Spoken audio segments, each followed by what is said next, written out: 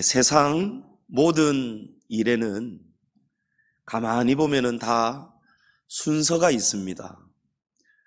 우리가 오늘 아침에 옷을 입을 때에도 옷을 입는 순서가 다 있습니다. 단추가 있는 옷은 첫 번째 단추를 잘 끼워야 됩니다. 손흥민 선수가 연봉이 막 어마어마합니다. 우리나라 지금 선수들 가운데 가장 독보적으로 이렇게 축구를 잘하는 선수 중에 한 사람입니다. 근데 손흥민 선수가 아무리 축구를 날고 뛰고 잘하여도 그냥 경기장에 바로 들어가서 뛰지를 않습니다. 거기에도 순서가 있더라고요. 경기하기 전에 자기 몸의 컨디션을 조절해야 됩니다. 먼저 몸을 풀어야 됩니다. 그걸 워밍업이라고 하죠. 악기를 연주하는 연주자도 악기 아무리 잘 연주하는 명연주자라도 악기 꺼내서 그냥 바로 연주하지 않아요. 순서가 있습니다. 음을 확인해야 돼요. 튜닝을 이 음이 지금 맞는지 안 맞는지를 쪼우고 풀고 하면서 전부 다 음을 맞추잖아요. 늦어도 아무리 바빠도 아무리 급해도 여러분 해야 할 일 순서는 반드시 간과할 수가 없고 지켜야 한다라는 것이 세상 모든 만사의 이치입니다. 오늘 본문에서 사도 바울은 디모데에게 우리 신앙생활에도 순서가 있다라는 것을 강조하고 있습니다. 1절 말씀에 그러므로 내가 첫째로 권하노니 모든 사람을 위하여 간구와 기도와 도고와 감사를 하라. 하루하루를 살아가면서 우리 믿음이 있는 성도들은 무엇을 가장 먼저 열고 시작해야 되는가? 바로 기도로 시작하라는 말씀입니다.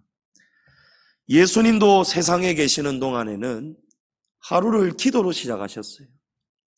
마가복음 1장 35절에 새벽 아직도 밝기 전에 예수께서 일어나 나가 한적한 곳으로 가서 거기서 기도하시더니, 예수님은 기도하시는 습관이 몸에 배어 계셨던 분입니다. 예수님께서 이 땅에 사시는 동안에는 말씀이 육신이 되신 하나님이 사람이 되신 우리 예수님께서도 이 땅에 살아가시는 동안에는 기도로 이 하루를 시작하셨다라는 것입니다. 예수님은 능력의 주님이십니다. 예수님은 거룩하신 하나님의 본체십니다. 그럼에도 불구하고 예수님은 기도가 없이는 살 수 없는 하루를 늘 살아가셨다는 거예요. 그러니 저와 여러분은 어떻게 살아야 되겠습니까? 여러분, 기도하는 하루를 살아야 되겠습니까? 기도가 없는 하루를 우리가 감히 살 수 있겠습니까?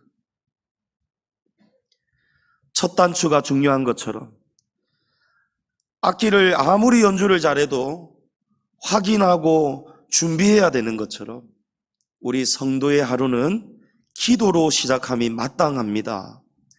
잠언 3장에 보면 너는 범사의 그를 인정하라. 그리하면 내 길을 지도하시리라. 스스로 지혜롭게 여기지 말지어다. 여호와를 경외하며 악을 떠날지어다. 이것이 내 몸에 양약이 되어 내 골수를 윤택하게 하리라. 아멘. 여러분, 이 말씀 잘 보십시오. 너는 범사의 그를 인정하라. 여러분, 우리가 하나님을 어떻게 인정할 수 있겠습니까? 하나님은 나의 전부이십니다. 하나님은 나의 능력이십니다. 나의 이 하루는 하나님이 없이는 아무것도 할 수가 없는 하루입니다. 여러분, 이것이 하나님을 인정하는 것입니다. 우리가 무엇으로 하나님께 이 고백을 합니까? 기도하는 거예요. 너는 범사에 그를 인정하라. 너는 범사에 기도하라. 이 말씀입니다. 기도하면 하나님께서 우리의 길을 인도해 주시겠답니다. 스스로 지혜롭게 여기지 말지어다. 여러분 무슨 말씀입니까?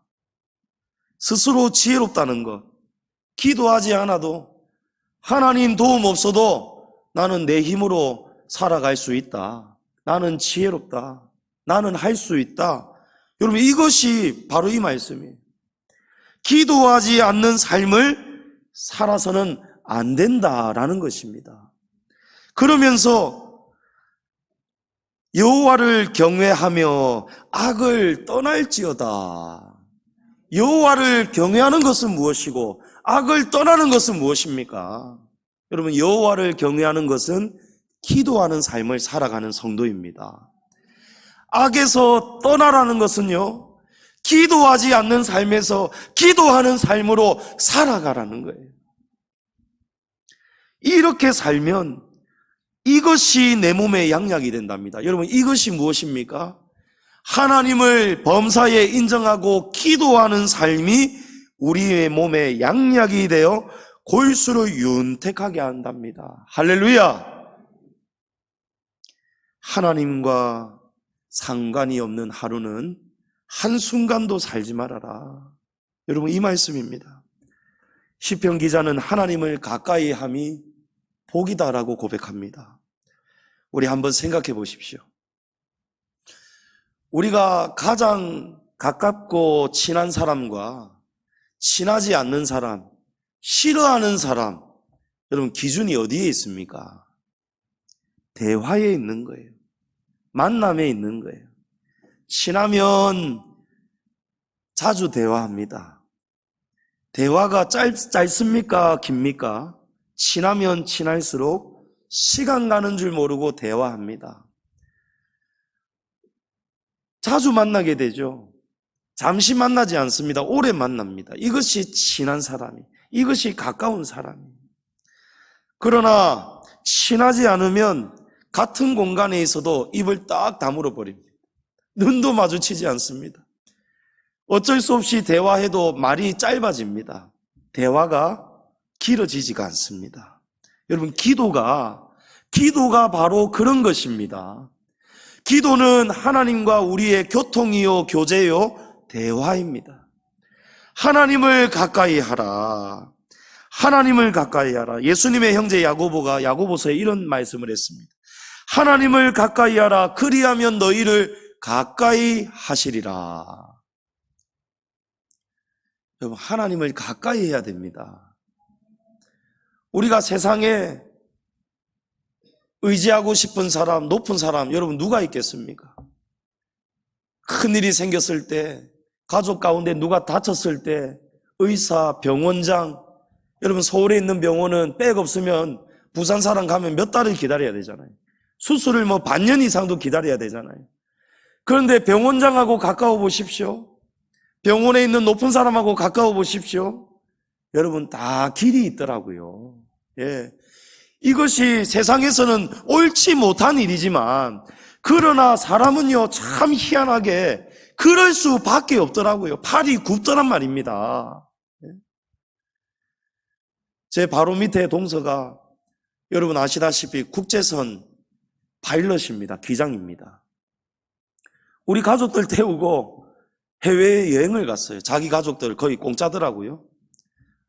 이 가까우니까 이 기장하고 가족이니까 비행기 100만 원 낼 것도 몇만 원밖에 안 내요.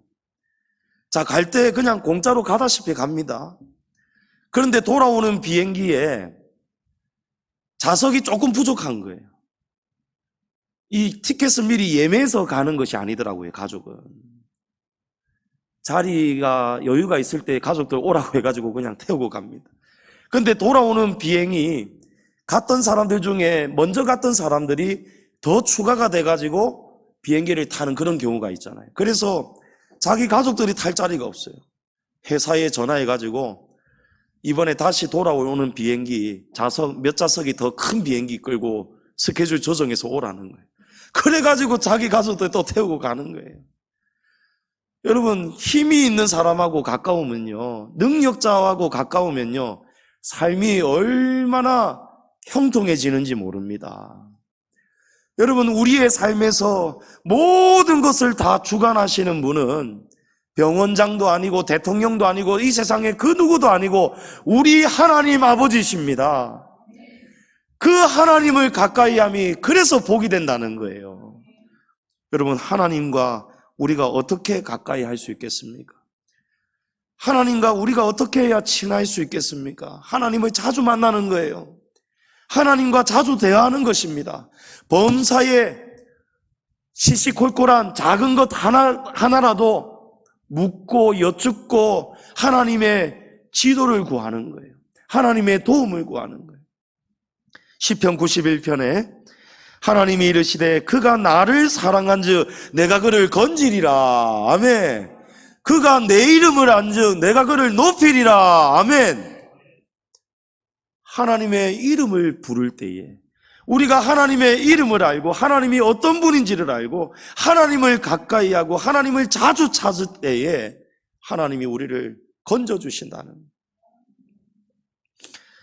예수님은 우리에게 기도를 가르쳐 주셨습니다. 왜 기도를 가르쳐 주셨을까요?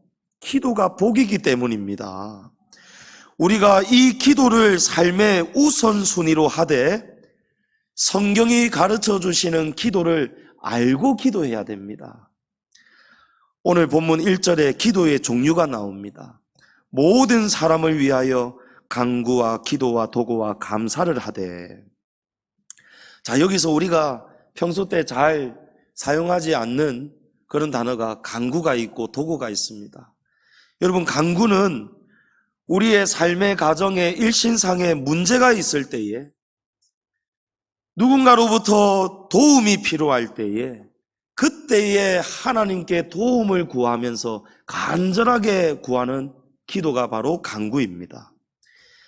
이 도구는 내 개인의 문제가 아니고 다른 사람의 문제와 도움을 위해서 하나님께 간절하게 구하는 기도가 바로 도구입니다. 우리가 평소 때 쓰는 말은 다른 말로 중보기도입니다. 바울은 이 기도 중에서도 특별히 하나님께서 기뻐하시는 기도가 이것이라고 말씀합니다. 여러분, 바로 중보기도입니다. 하나님은 개인을 위해서 자기 자신을 위해서 구하는 기도도 기뻐하시지만 그런 기도보다도 다른 사람을 위해서 구하는 기도를 하나님은 더 기뻐 여기신다는 거예요. 3절에 보십시오. 이것이 우리 구주 하나님 앞에 선하고 받으실 만한 것이니.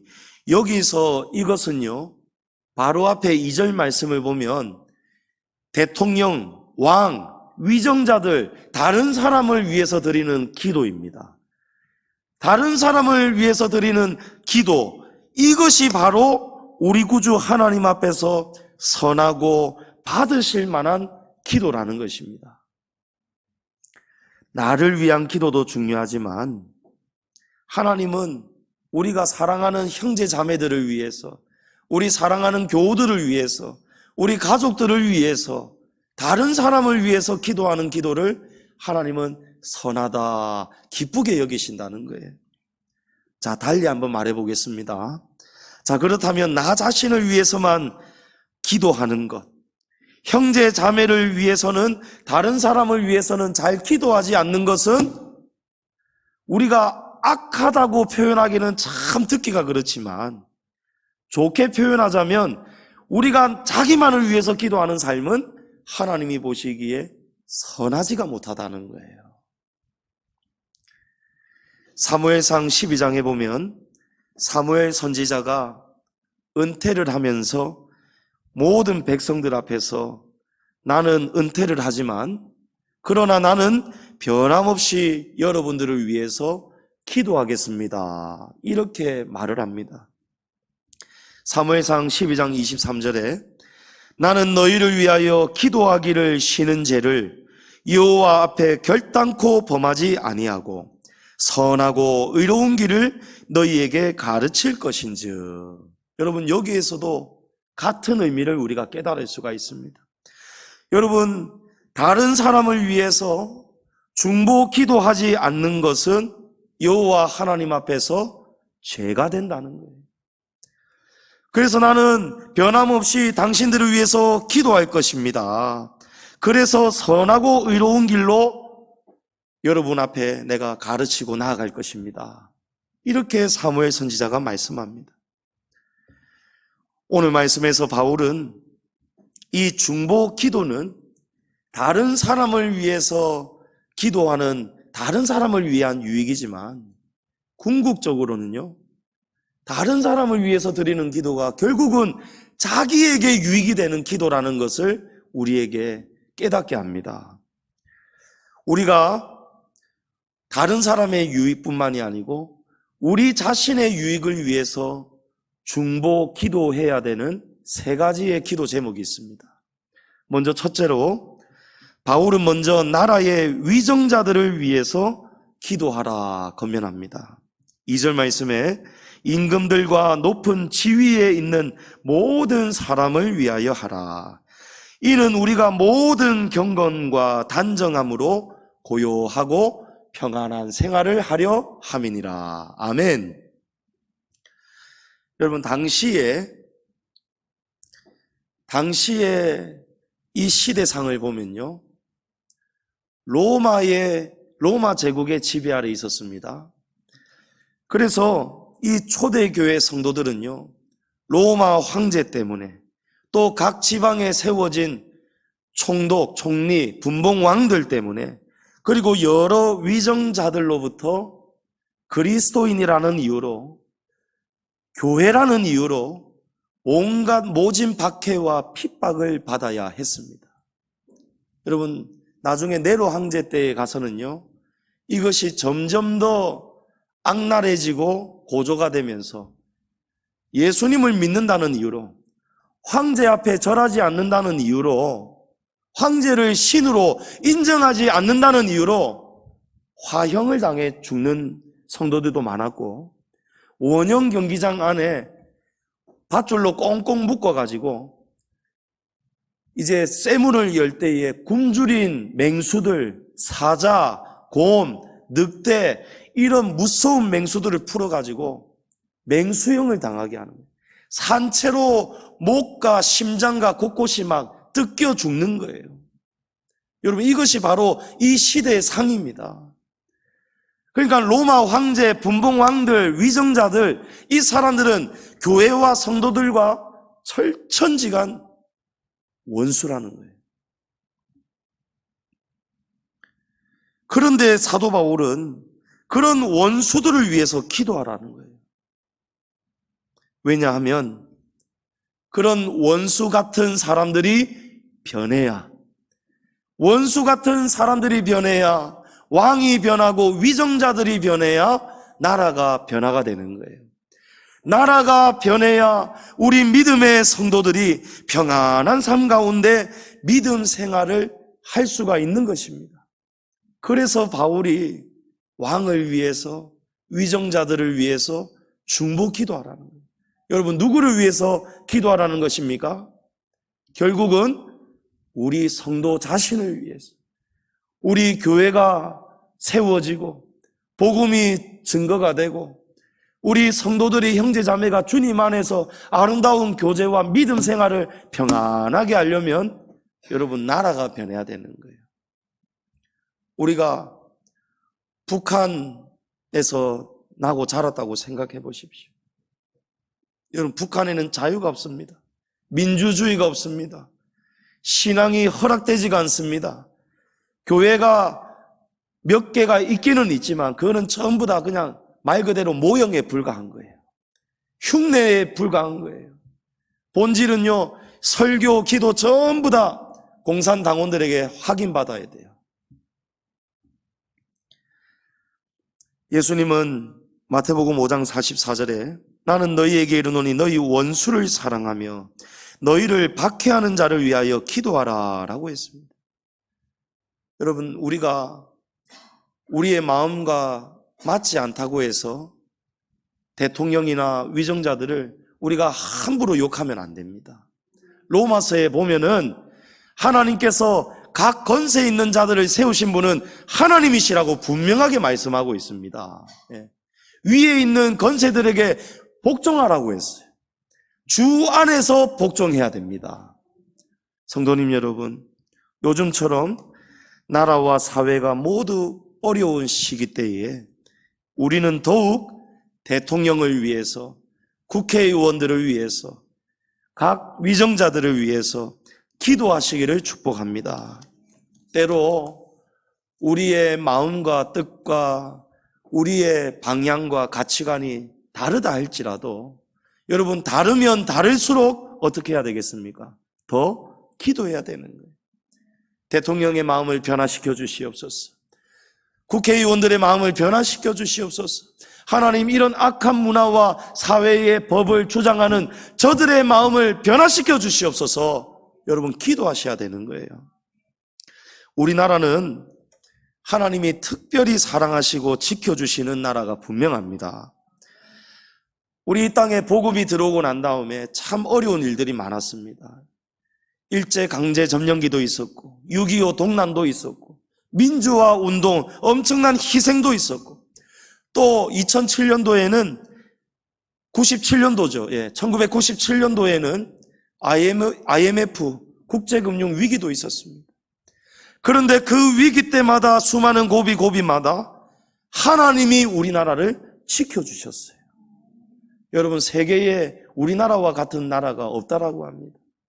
벌써 사라지고 말아야 되는 민족인데도 하나님께서 한강에 기적도 일으켜주시고 인천 상륙작전 기적도 일으켜주시고 그 이면에 3.1운동 이면에 그 이면마다 하나님이 우리와 함께하고 계셨다는 거예요. 지난주일이 7월 17일 제헌절이었습니다. 1948년 7월 17일에 대한민국의 헌법이 새롭게 수립이 되었는데 이 헌법을 세우기 위해서 그 전에 5월 31일 날 제헌국회가 열렸습니다. 그때에 임시의장이 이승만 박사인데 이승만 박사께서 단상에 처음 서자마자 개회사로 첫 마디가 이거였다고 합니다. 반만년 길고 유구한 우리 역사에서 민주주의 시대를 개막한 것은 사람의 힘과 능력으로 된 것이 아니라 오직 하나님의 은혜와 도우심으로 된 것입니다. 여러분, 우리나라의 민주주의 헌법이 수립되기 전에 이 헌법을 세우기 위해서 시작하는 제헌국회의 개회사가 바로 하나님께 감사와 영광을 올려드렸다는 거예요. 그리고 이 말을 한 다음에 다 일어서게 합니다. 다 일어서십시오 한 다음에 이윤영 의원님 단상으로 나오십시오라는 거예요. 이윤영 의원은요, 목사님입니다. 의원이기 이전에 목사님입니다. 이윤영 의원이 나와서 우리를 대표해서 대한민국을 위해서 기도를 부탁드립니다 라고 했어요. 이윤영 의원이자 목사님께서 국회 앞에 단상에 나와서 하나님 앞에 구구절절하게 대표 기도했습니다. 여러분, 그 기도문이 국회 속기록 첫 페이지에 정확하게 지금 다 기록이 되어 있습니다. 여러분, 우리나라가, 대한민국이 바로 그런 나라입니다. 우리나라는 기도로 지켜온 나라입니다. 일제강제 점령기 때 교회와 성도들의 중보기도가, 나라를 위해서 위정자들을 드렸던 기도가 3.1 운동의 초석이 되었어요. 민족 대표 34민 중에 16명이 바로 우리 성도들입니다. 독실한 크리스천들입니다. 오늘의 대한민국, 여러분, 우리 교회와 성도들의 중보 기도로 여기까지 대한민국이 서게 된 거예요. 오늘 저와 여러분도 우리 대한민국을 위해서, 윤석열 대통령을 위해서, 위정자들을 위해서, 또 우리 모든 국민들을 위해서 중보 기도하시는 우리 성도님들 되시기를 바랍니다. 그러면 어떻게 됩니까? 우리에게 하나님이 응답하시면 우리에게 이 시대에 물가와 경제가 안정이 되고 평안이 임하고 우리 자녀들 다음 세대에도 하나님이 주시는 평안의 복이 임하게 될 줄을 믿습니다. 둘째로, 우리는 구원받을 영혼들을 위해서 중보 기도해야 합니다. 4절 말씀에 하나님은 모든 사람이 구원을 받으며 진리를 아는 데에 이르기를 원하신다라고 말씀합니다. 성도님 여러분, 하나님의 소원은 바로 이것입니다. 하나님은 모든 사람이 구원을 받으며 진리를 아는 데 이르기를 원하신답니다. 여기서 모든 사람은 모든 인간을 말하는 것이 아니에요. 여기서 말씀하는 모든 사람은 하나님이 창세전에 구원하기로 택정하신 하나님의 선별된 구원받을 백성을 의미하고 있습니다. 사도 바울은 위대한 사도입니다. 죽은 자도 살리는 능력의 사람이에요. 유두고라는 청년이 바울 설교 듣다가 이 내려오는 문화와 전승 이런 걸 종합해보면 사도 바울이 보통 2-3시간 이상을 설교했다고 합니다. 이 설교를 너무 길게 하니까 창가에 걸터 앉았던 유두고라는 청년이 졸다가 막 떨어져 버렸어요. 3층에서 떨어져 버렸어요. 죽어버렸어요. 여러분, 설교 말씀 듣다가 죽었다는 것은 이건 정말 교회로서 있어서는 안 되는 일이잖아요. 여러분, 죽으면 안 됩니다. 눈 좀 뜨십시오. 예. 사도 바울이 가서 죽어있던 유두고 청년을 기도해서 살려낸 거예요. 하나님이 살려주신 것입니다. 이런 능력자가 바울이에요.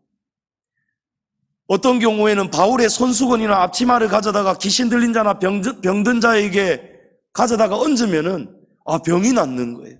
귀신이 떠나가는 거예요. 그러면 이런 능력의 사도 바울이 복음을 전할 때에는 전하는 곳마다 어떤 일이 일어나야 되겠습니까? 전부 다 순순히 복음을 받아들여야 될 거 아닙니까? 믿어야 될 거 아닙니까? 그런데 이 일이 쉽지가 않더라는 거예요. 사도 바울이 복음을 전하는데, 아무리 능력의 사도가 전하는데도 복음을 아무나 받아들일 수 있는 것이 아니더라는 거예요. 무슨 의미입니까? 하나님이 택한 백성이 따로 있다는 거예요. 그러나 사도 바울은요, 하나님께서 이 사람이다 저 사람이다 말씀해 주시면 편할 텐데 하나님이 말씀을 안 해주시는 거예요. 그러니까 사도 바울이 어떻게 합니까? 성도들에게 편지를 써서 보내가지고 중보 기도를 요청합니다. 골로새서 4장 3절에 또한 우리를 위하여 기도하되 하나님이 전도할 문을 우리에게 열어주사 그리스도의 비밀을 말하게 하시기를 구하라. 내가 이 일 때문에 매임을 당하였노라. 지금 사도 바울이 감옥에 갇혀 있습니다. 복음 전하다가 감옥에 갇혀 있습니다. 바울이 자기의 힘만 가지고는 부족한 거예요. 그래서 우리를 위하여 기도해 달라는 거예요. 하나님이 전도할 문을 우리에게 열어주사 그리스도의 비밀을 말할 수 있도록 성도님들이요, 골로새에 있는 성도들이요, 우리를 위해서 기도해 주십시오. 능력의 사도 바울도 중보 기도가 필요한 거예요. 여러분, 기도는 우리 서로를 위해서 정말 필요한 도구입니다. 능력이 됩니다. 하나님은 우리에게 복음을 전하라는 사명을 주셨습니다. 하나님이 직접 하시면 되는데 하나님은 직접 하시지 않고 교회에게, 우리 성도들에게 전도를 부탁하셨어요. 왜 부탁을 하셨는가? 다니엘서 12장 3절에 많은 사람을 옳은 대로 돌아오게 한 자는 별과 같이 영원토록 빛나리라. 아멘. 여러분, 누구를 위해서 결국은 전도해야 됩니까? 여러분, 자기 자신을 위해서 전도해야 되는 거예요. 어느 목사님, 하나님께서 특별한 체험을 주셔서 천국과 지옥을 보았던 간증을 우리가 간혹 가다가 종종 들을 때가 있어요. 20-30년 전에는 그런 간증자들의 부흥 집회가 많았습니다. 우리 양지 중앙교회도 그런 집회를 가졌던 적이 있습니다. 그때 그 목사님께서 하나님이 이 땅에서 부름을 받고 하나님의 부름을 받고 올라온 성도들, 육신의 장막을 벗고 하나님 앞에 선 성도들에게 몇 가지를 물으신다는 거예요. 너는 세상에 있는 동안에 전도를 얼마나 하였느냐? 하나님이 물으신다는 거예요. 여러분, 전도는 부득불 할 일이라고 말씀을 전했습니다. 여러분 기억나십니까? 해도 되고 안 해도 되는 일이 아니에요. 하지 않으면 사도 바울이 고백하기를 내게 화가 온다고 했어요. 여러분, 리빙스턴이 사자에게 물려 피를 흘리고 있을 때에, 주변의 사람들은 걱정하고 있을 때에 리빙스턴이 사람들에게 왜 걱정하느냐, 왜 호들갑을 떠느냐, 왜 믿음이 없느냐 하면서 뭐라고 했습니까? 사명자는 절대 죽지 않는다고 했어요. 사명이 남아있는 사람은 절대 죽지가 않습니다. 여러분 믿으셔야 됩니다. 사명이 없는 사람, 사명을 다 완수한 사람, 혹은 하나님께서 사명을 주셨는데도 해야 할 사명을 전혀 하지 않는 사람, 심하게 얘기하면 하나님은 기다려 주셨는데, 하나님은 사명을 주시면서 전도하라고 기다려 주셨는데 전혀 하나님 나라를 위해서 하나님의 의를 전혀 구하지 않는 사람, 하나님의 일을 전혀 하지 않는 사람, 사명을 다 내버린 사람, 그런 사람은 하나님이 데려가십니다. 그러나 사명이 남아있는 사람, 자기가 받은 사명을 알고 이 사명을 완주하기 위해서 죽도록 충성하는 사람은 하나님이 그 생명 보전해 주십니다. 피할 길을 열어주십니다. 가정에 복을 주십니다. 하나님이 함께 하십니다. 아멘 하시기 바랍니다. 여러분, 이 말씀이 참으로 진리입니다. 하나님은 많은 사람을 옳은 대로 오게 한 자는 별과 같이 영원토록 빛나게 하신다고 했어요. 여러분, 우주 만물에 빛나는 형상들 중에 해가 있고 달이 있고 별이 있는데요, 하나님이 말씀하시기를 해의 영광이 다르고 달의 영광이 다르다고 말씀하는 거예요. 여러분, 상급이 면류관이 다 다르답니다. 저 수많은 별들이 똑같은 별이 하나도 없다는 거예요. 별과 별들의 영광이 다 다르다는 거예요. 여러분, 분명한 사실은요, 목사라고 해서 더 큰 상급 무조건 받는 거 아닙니다. 목사라도 사명을 진실하게 정직하게 의롭게 하나님을 경외하면서 잘 섬긴 목사라야 하나님 앞에서 복을 받습니다. 저와 여러분의 면류관과 상급이 여러분 같을 수가 없습니다. 저보다 여러분이 더 하나님 사랑하고 가까이 섬기시면 저보다도 더 높은 면류관과 상급 성도들 받습니다. 여러분, 우리의 영원한 장래가 있다는 것을 기억하시기 바랍니다. 여기서는 아무것도 가지고 가지 못합니다. 빈손으로 가는 거예요. 공수래 공수거예요. 그러나 우리가 하나님 나라에 먼저 보내놓을 수 있는 것이 있어요. 너희 보물을 땅에 쌓아두지 말고 하늘 창고에 드리라 라고 했어요. 여러분, 하나님을 위해서 드리는 것은요, 하나도 우리가 잃는 게 없습니다. 그대로 생명책에 지금 다 기록되고 있습니다. 여러분, 주를 위해서 헌신하시기 바랍니다. 하나님은 모든 사람이 구원을 받으며 진리를 아는 데 이르기를 원하시느니라. 여러분, 하나님이 우리에게 복 주시려고 면류관과 귀한 상급, 영원한 궁궐 같은 집을 주시려고 우리에게 전도하라고 하나님의 일을 우리에게 맡겨주셨어요. 여러분, 이 귀한 사명 감사히 받으시기 바랍니다. 영혼을 위해서 기도하셔야 되는 거예요. 10월 셋째 주일 추수감사주일 때에 우리 지금부터 이제 기도로 준비하면서 새생명 전도축제 하나님 앞에 제가 먼저 지금 기도하고 있습니다. 우리 전도해야 됩니다. 여러분, 이 빈자리를 누가 채웁니까? 우리가 아니면 누가 채우겠어요? 가만히 앉아만 있고 전도하지 않으면 우리 양지중앙교회가 존립할 수 있겠습니까? 우리 자녀들 다음 세대, 여러분, 이 믿음이 전해질 수 있겠습니까? 여러분, 이 사명을 저와 여러분이 받은 사명인 줄을 믿으시기 바랍니다. 여러분, 하나님 앞에 기도하셔야 돼요. 어떤 여자 집사님 제가 간증을 들었는데 남편이 너무 말을 안 듣는 거예요. 교회 가자고 해도 안 가는 거예요. 10년이 넘도록 오랫동안 기도를 했습니다. 이 남편이 구원을 받아야겠는데 이 남편이 하나님을 인정하지 않아요. 교회를 안 가요. 꿈에도 소원인데 남편이 변화되지가 않아요. 이렇게 꼬셔도 안 되고 저렇게 꼬셔도 안 돼요. 그런데도 이 집사님이 포기하지 않고 기도했습니다. 기도를 하고 금식 기도를 하고 이제 남편에게 갑시다. 우리 이번 주 교회 갈랍니까? 그러니까 택도 없다. 안 간다는 거예요. 그래가지고 금식까지 했는데 실망이 찾아오다가 아니다 이러면서 어느 날 새벽 기도 때 남편 구두를 몰래 가지고 가버렸어요. 남편은 잠자고 있고 남편 구두 아무도 모르게 딱 하고 목사님도 돌아가고 모든 성도 다 돌아가고 난 다음에 구두 싹 꺼내가지고 하나님 이 단 앞에 이 구두를 가지런히 놓고 무릎 꿇고 기도하는 거예요. 하나님 아버지 감사합니다. 우리 남편 이 인간 제가 아무리 10년이 넘도록 기도해도 금식 기도해도 가자고 해도 택도 없다고 말하는 이 인간 하나님 이 몸은 아직 안 왔지만 우리 남편 신발이 먼저 하나님 성전에 오게 하시니 감사합니다.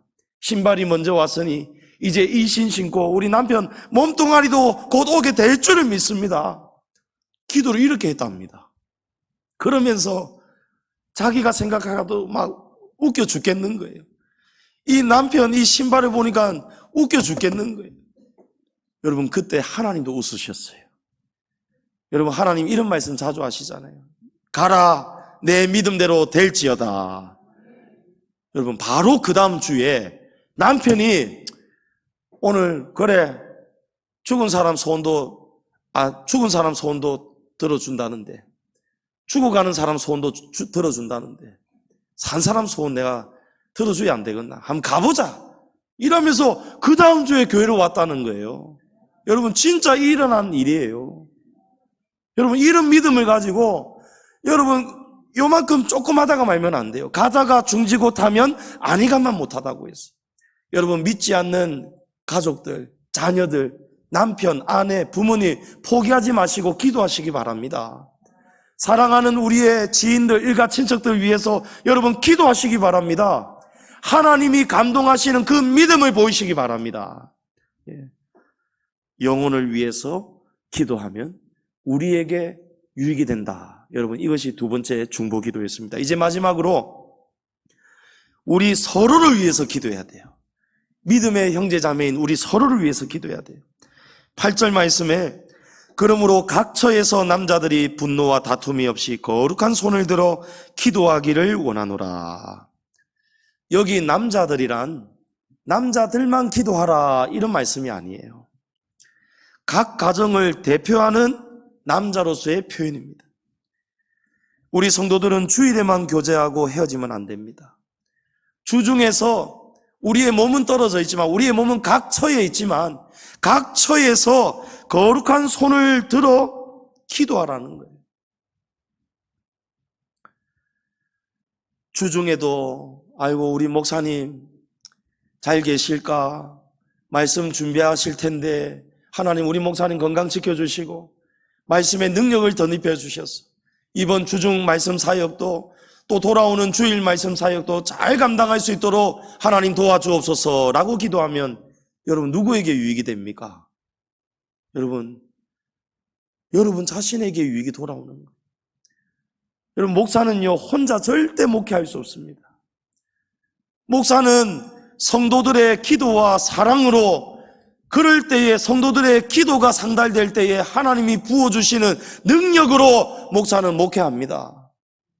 여러분 목회자를 위해서 기도해 주셔야 되는 거예요. 부족한 저를 위해서 기도해 주셔야 되는 거예요.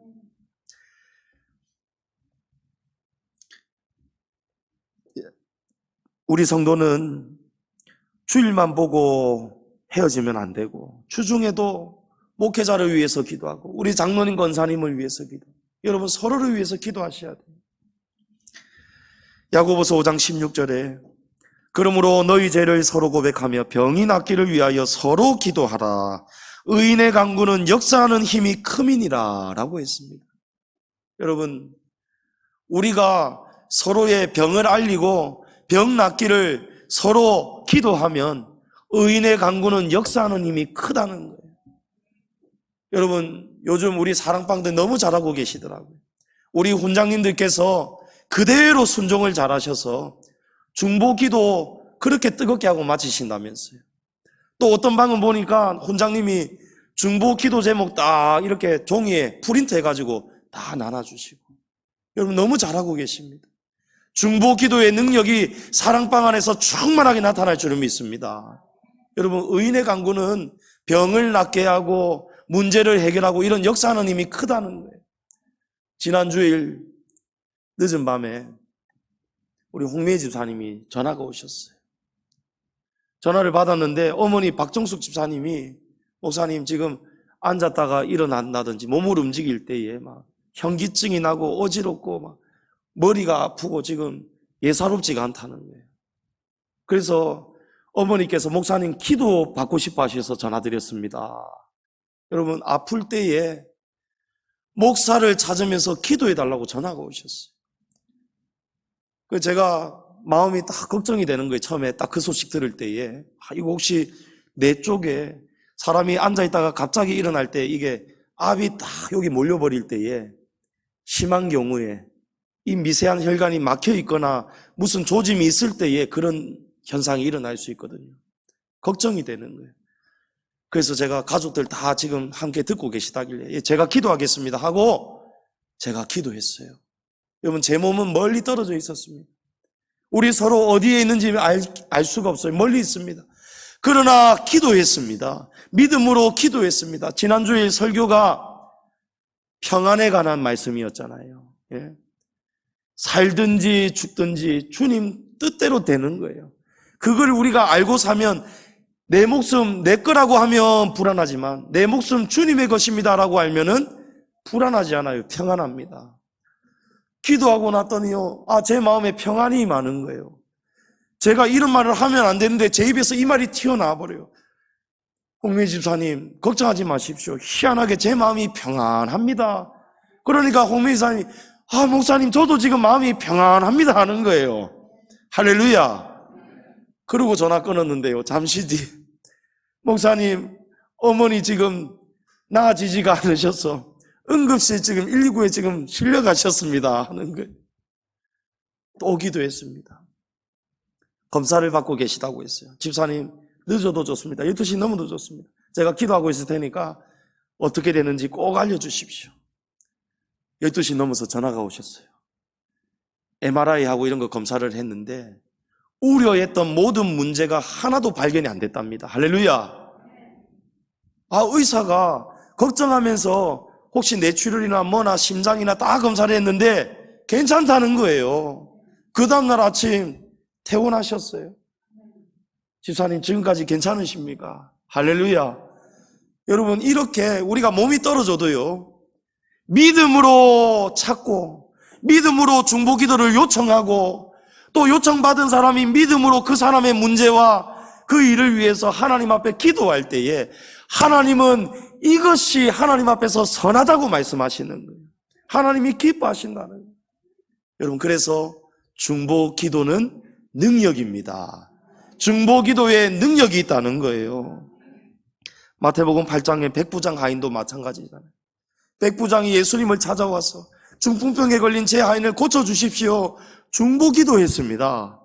그때에 예수님께서 이 믿음을 보시고 기뻐하시면서 백부장을 칭찬하시죠. 이스라엘 중에 이만한 믿음을 본 적이 없다. 가라, 내 믿음대로 될지어다 하시니 즉시로 그 하인이 나으니라. 여러분, 중보기도가 이렇게 좋은 것입니다. 중보기도를 남을 위해서 기도하는 우리 자신도 하나님이 기뻐하시고 칭찬하시고 기도에 상급을 주시고, 기도하는 자신도 좋고 또 우리가 기도하는 그 사람의 병도 낫고 문제도 해결이 되도록 하나님이 도와주신다는 거예요. 은혜가 배가 되는 것이 30배가 되고 60배가 되고 100배가 되는 것이 중보기도의 능력입니다. 성도님 여러분, 하나님은 오늘 우리에게 분명하게 증거하십니다.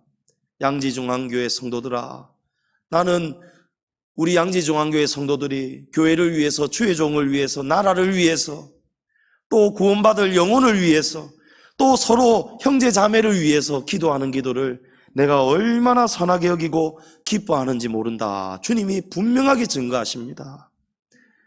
우리가 기도해야 나라가 변화가 됩니다. 우리가 일하면 우리만 일하지만, 여러분 이해하시겠습니까? 우리가 기도하지 않고 우리 혼자 일하면 말 그대로 우리 혼자만 일하지만, 우리가 먼저 기도하고 나서 일하면 하나님이 우리와 같이 일해 주시는 거예요. 하나님께 죄송한 표현입니다만은, 하나님은 어떤 분이냐 하면은, 하나님은 우리가 기도해야 일하시는 분입니다.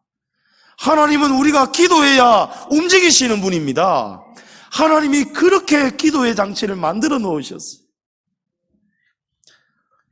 구하여도 여러분 얻지 못하면 구하지 않기 때문이라고 하지요. 구하라, 찾으라, 두드리라 하나님이 말씀하잖아요. 성도님 여러분, 우리나라 대한민국이 복을 받는 나라가 되도록 우리 함께 기도합시다. 영혼 구원을 위해서 우리 기도하고 전도하여서 별과 같이 영원토록 빛나는 성도들 되시기를 축복합니다. 우리 서로를 위해서 문제가 있을 때나 아플 때나 다급할 때 기도 제목을 나누시고 서로의 중보 기도자가 되셔서 하나님이 선하게 여기시고 기뻐하셔서 속히 응답하시는 이런 중보 기도의 능력이 우리 양지중앙교회와 모든 성도들에게 넘치도록 역사하시기를 주님의 이름으로 축복합니다.